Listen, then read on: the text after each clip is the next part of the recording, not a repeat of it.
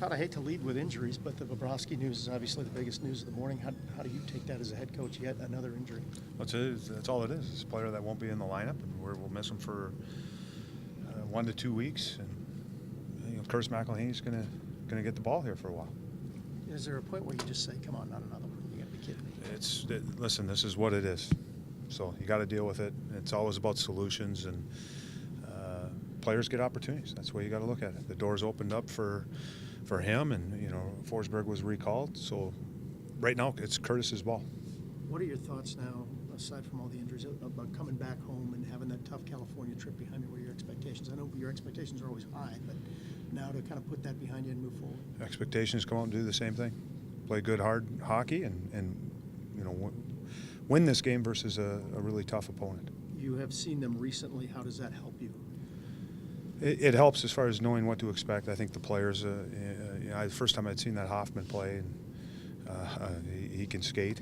So you get a sense of their players and things that they can bring to the game.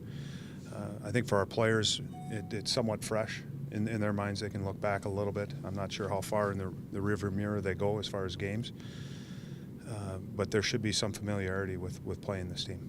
A lot of games against the East coming up as well, beginning tonight. Does it give you a chance to kind of make some traction, get some things going in a positive direction? Yeah, we did some good things against LA. Anaheim, we weren't good at all. Found a way to win against tough San Jose team. So there were some good things. We just ended the trip on a somewhat of a sour note in how we played in Anaheim and then losing in LA. And there were self-inflicted things in LA that we just got to eliminate from our game. So coming home here, that's what we want to do. Focus on us, execute our systems for 60 minutes, and we need everybody doing it. How's Foligno, Todd? Did he try to give it a go this morning? He came in this morning with stiff and sore. Do you expect him maybe this weekend? He's day to day. So, and I think when you're dealing with a neck or it's a neck injury or neck soreness. I think we've all been there with either a back or a neck, and we know how that affects our body. So it's day to day with Nick, and hopefully tomorrow he'll have a better day and then prepare us more for the weekend. You talked about opportunities for guys. Is this an opportunity for Alexander Wennberg that maybe he would not have had if circumstances were different right now? Yeah, well, he's going to be in the lineup, so it's an opportunity. And if Nick's healthy, he's not going to be in the lineup. So there's definitely an opportunity there. The other is, Marco Dano. Might get some power play minutes. He might get some more 5-on-5 minutes. Cracknell I thought was good in our game. Trop was good in our LA game.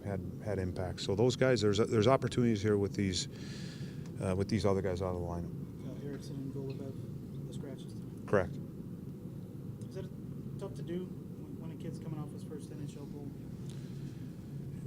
It's always hard when you got to pull guys out of the lineup. Everybody wants to play. We got 8 healthy defensemen right now. Ryan came back and played really well for us. So it's never easy when you got to tell these guys that they aren't playing. Todd, talk about your opposition. They've lost 2 in a row, but they played very well in Chicago the other night. When we played them up there, I was impressed with their speed up front. They played fast. They got some forwards up front with some, obviously, top-end skill. But that was the big thing that struck out to me is their aggressive forecheck and them playing with speed. Was it Bobrovsky, his broken finger, was it something maybe you thought he could play through or at least back up Curtis? Maybe wouldn't take a trip to the IR? Or? No. I mean, there were some things that were talked about, but I think how we saw it today is, he's going to be out 1 to 2 weeks. And did it happen when he was catching a puck or? Just doing his simple shooting drill.